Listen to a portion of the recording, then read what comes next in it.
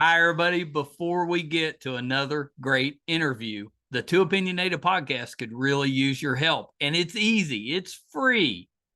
IMDb, which is the entertainment database, imdb.com, named us a top 100 podcast. We came in at number 82. That's a big deal because there's 15 million podcasts and growing.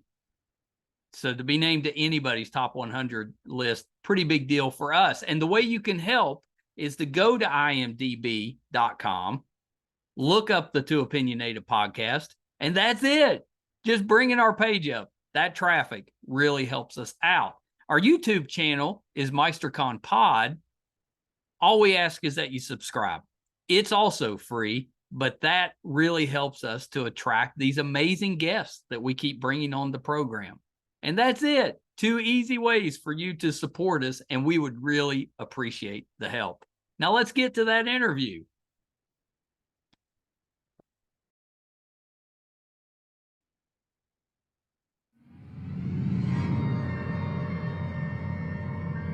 In 1983, America was at the height of what has come to be known as the Satanic Panic. It was feared that role-playing games like Dungeons and Dragons were drawing people into alliances with the occult. Satanic messages were being placed backwards onto records of leading heavy metal rock bands. Satanic cults and rituals were discovered by police in all major cities. Youth suicides, kidnappings, and disappearances rose to the highest numbers never before seen. It was in the multitude of these wicked activities that a little-known film called The Baphomet Seance was banned. The film purported to be an instructional video depicting a variety of satanic rituals, which claimed to not only teach the participant how to conduct seances to talk to the dead, but this video claimed to teach teenagers how to open a gateway that would allow participants to actually talk with the devil himself. At the time, this film was successfully banned, censored, and suppressed by church groups and community leaders seeking to put an end to the Satanic Panic. Most people never realized this film even existed until now. Recently, an anonymous buyer purchased the original negative of the film and intends to release it to the public later this year. What do you think? Should this film be allowed to be released to the public? Share your comments below.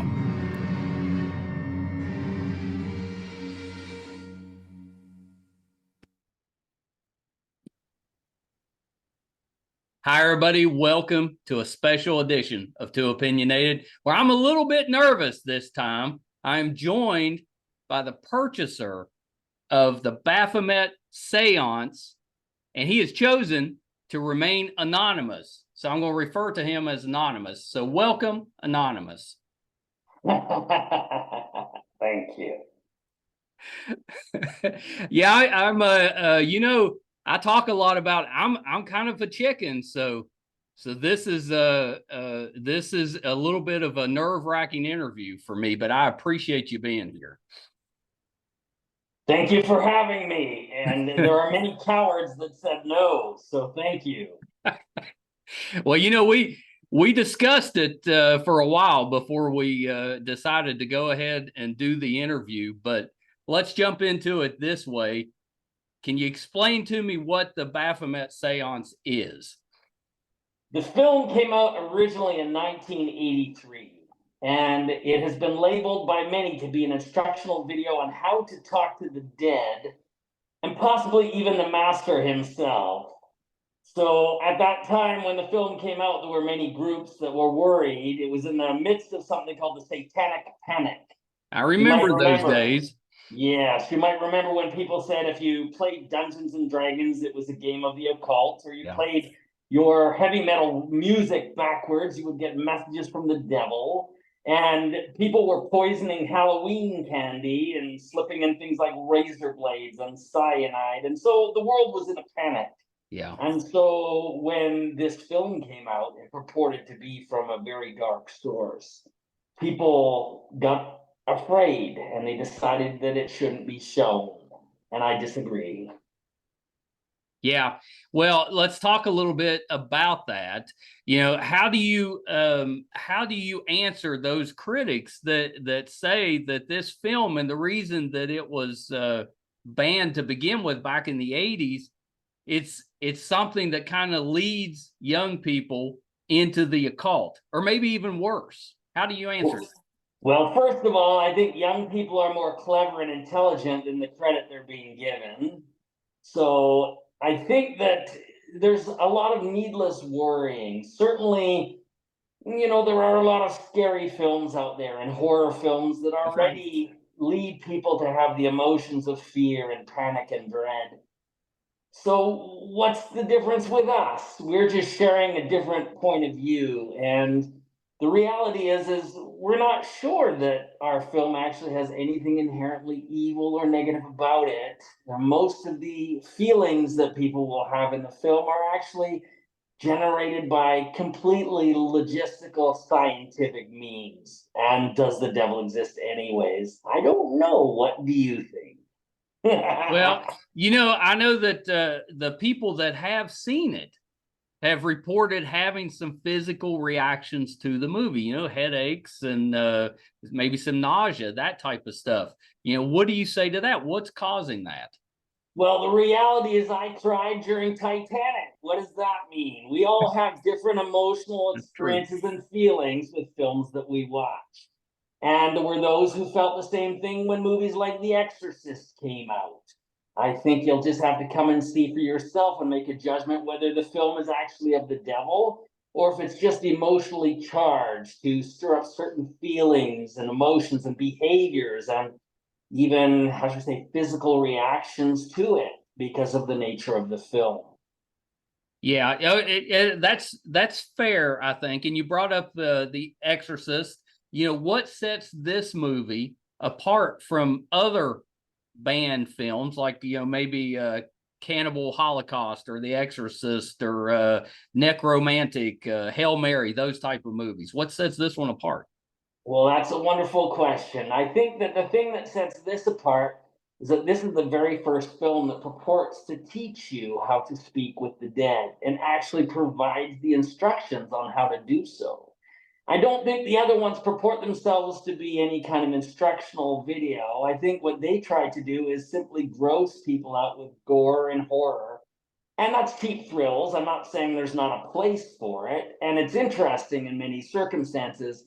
But to have a film that will actually unlock and unfold what could be the actual instructions on how to create supernatural events, I think that's something a little different. And that's what has people very afraid of our film. Yeah, yeah, and justifiably so from the sounds of it. I know that I haven't seen it yet. I've seen clips from it. It's pretty terrifying. Thank you. So, can you tell us a little bit, because this film's basically it was thought to be lost for the last several decades. Can you tell us a little bit about how you came across it? How did you find it again? Well, I think that the groups that may be, and I would have to point out that it was primarily a lot of the community and church groups that were very effective in banning and almost erasing this film from the history of the world. So it was a very meticulous journey to discover this negative of this film and to restore it, and in fact, to even have the ability to show it. So I'd rather not say the people that helped us to get this done, as they're anonymous like myself, but it did take the efforts of many who are higher up in Hollywood, some that you would perhaps speculate that they were involved, and you'd be right. Because let's put it this way, being based on, I don't know, possibly satanic rituals and hidden occult dark practices, there's a lot of conspiracy theories that say that this is in fact the fabric behind Hollywood itself. And I would suggest that you're probably closer to the truth than you realize. Interesting.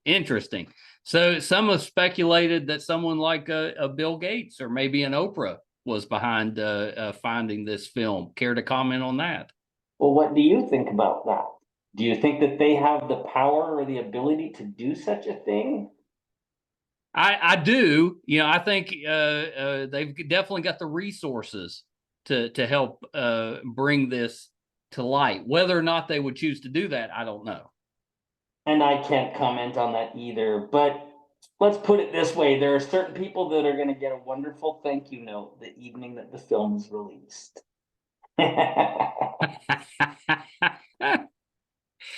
Will you have a red carpet premiere? Maybe we'll see some of them there.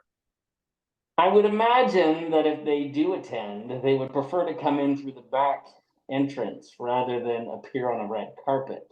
However, we will most likely be doing premieres across North America, starting with some of the horror festivals and horror conventions where our friends and fans are.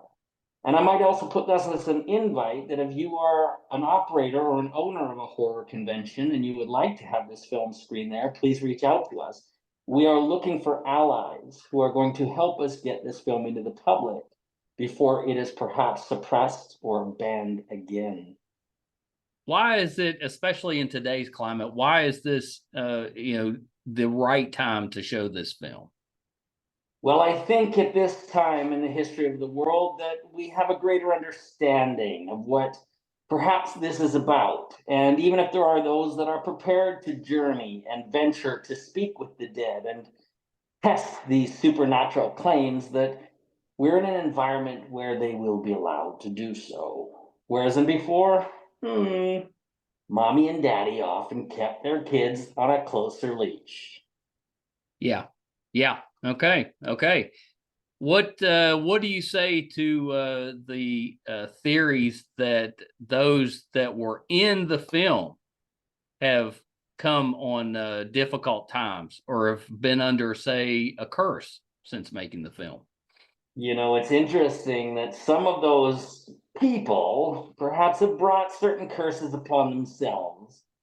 But I will also stay on the other side of this comment and say that some of those who involved, because they gifted their portions anyways of their soul to see the production of this film succeed, they've also experienced an incredible blessing from the great master Mayhem himself, and they've done very well in this world. And I think that there are people who are yet to be blessed by this wonderful film.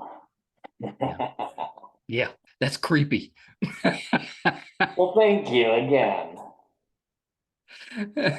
So any fears on, you mentioned the fact that it's possible that there's protests, that there's attempts made to ban this. Again, I'm thinking of maybe somewhere like Mississippi, who's right in the middle of the Bible Belt and was pretty prolific in banning stuff back in the 80s. Any fears there? Well, to be quite frank, we feel that many of those that would ban this are quite hypocritical. We've seen people who go to church on Sunday, but during the week they're doing all kinds of other havoc. And so we're not worried about these hypocritical individuals. We feel like, yeah, they've kind of got in their heart to slow anything that doesn't meet with their own agenda. And because of that judgmental approach to things, we feel like they're going to stumble over themselves this time because the world is much easier to show the flaws of those that pretend to be in the sunshine but hide their darkest sins in the darkness. Okay.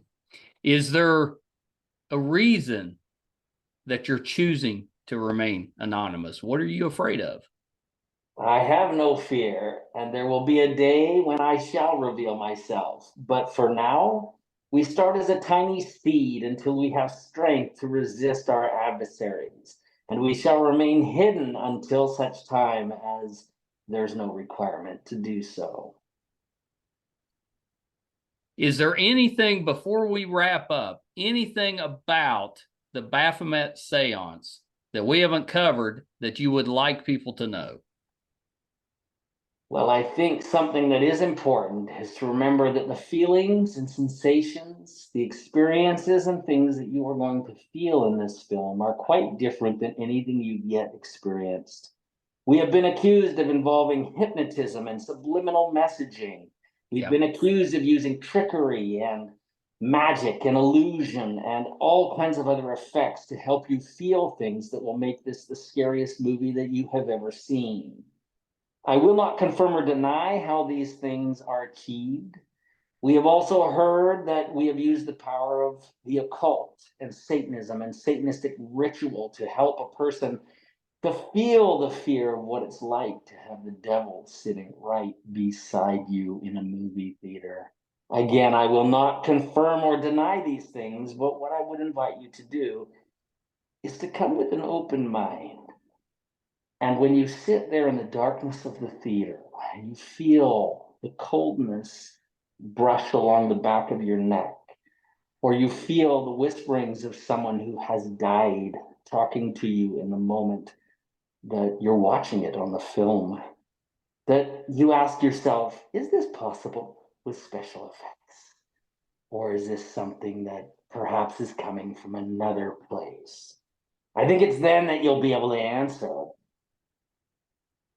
where Can does this you, come from?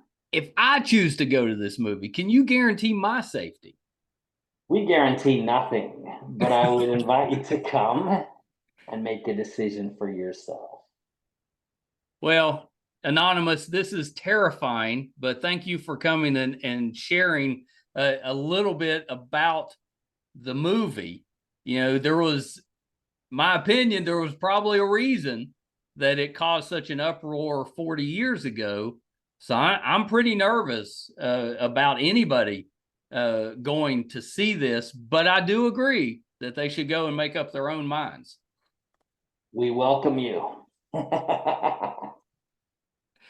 Anonymous, when you're ready to reveal yourself, please come back on the show. Setu negrat infiltratum. Hail Satan. Well, that was a first for us here at the podcast, and honestly, pretty disturbing. So, apologies. Hopefully, we didn't frighten anyone too much, and everybody is okay. The movie is the Baphomet Seance, and I will leave you to make up your own mind on whether or not you've believe you should go see that. Pretty interesting, I think, but pretty frightening. So if you decide to go see it, make sure that you protect yourself a little bit, and then come back and let us know what you think. You know, was it real? Is it just a movie? You know, did you experience any symptoms? You know, let us know how that goes. But you know, thanks for checking this interview out. And again, I hope everybody is okay. We will continue here at the Too Opinionated podcast to attempt to find out exactly who that is behind the mask. You know, let's find out who Anonymous is. So stay tuned. We'll let you know. If you're finding us for the first time, this one's a little bit out of the norm. We've got 836 and counting episodes of the best interviews you're going to find out there. Not because I'm a great interviewer, I'm pretty mediocre, but the guest list is outstanding. You are absolutely going to love it. Our website is meistercon.com. You can find all of those episodes, audio and video versions of them.